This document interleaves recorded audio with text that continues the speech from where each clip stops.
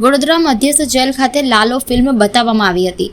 આ ફિલ્મના પ્રોડ્યુસર અને ડિરેક્ટર સાથે કૃષ્ણ ભગવાનનું પાત્ર ભજવનાર શ્રુહદ ગોસ્વામી સહિતની ટીમ બંદીવાનો સાથે બેસીને ફિલ્મ નિહાળી હતી. આ ફિલ્મ બતાવવામાં વડોદરાના સાંસદ હેમાંગ જોશી મદદરૂપ બન્યા હતા. તેઓનો મહત્વનો ફાળો રહ્યો છે. આ સંદર્ભે વડોદરા મધ્યસ્થ જેલના અધિક્ષક ઉષા રાડાએ જણાવ્યું હતું કે સાંસદ હેમાંગ જોશીની મદદથી અને લાલો મૂવીની આખી ટીમની મદદથી Lalo movie Vadodara central jail ખાતે કેદીઓને બતાવવામાં આવી હતી. આ ફિલ્મની એક થીમ છે કે માણસ સારા અને ખોટા બંને રસ્તે જઈ શકે છે. આ ફિલ્મમાં પરિવાર પ્રત્યેની જવાબદારીમાં અને મિત્ર સાથેની સોબતથી ખોટા રસ્તે ચડે છે અને ક્રિમિનલ કામ સુધી પહોંચી જાય છે તે તમામ બાબતો બતાવવામાં આવે છે.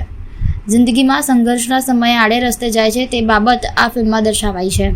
આ ફિલ્મમાં કૃષ્ણ ભગવાનના પાત્રથી માર્ગદર્શન આપવામાં આવ્યું છે. આ અંગે જેલમાં રહેલા કેદી ભાઈઓને પણ થોડું ખ્યાલ આવે કે જીવન આવી રીતે જીવી શકાય છે અને આવા સમયે ભટકતા જીવનને અટકાવી શકાય છે.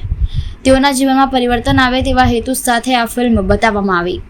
સેન્ટ્રલ જેલમાં આ ફિલ્મના પ્રોડ્યુસર, ડિરેક્ટર અને કૃષ્ણ ભગવાનનું પાત્ર ભજવનાર કલાકારને સાથે આખી 25 થી 30 લોકોને ટીમ ઉપસ્થિત રહી હતી.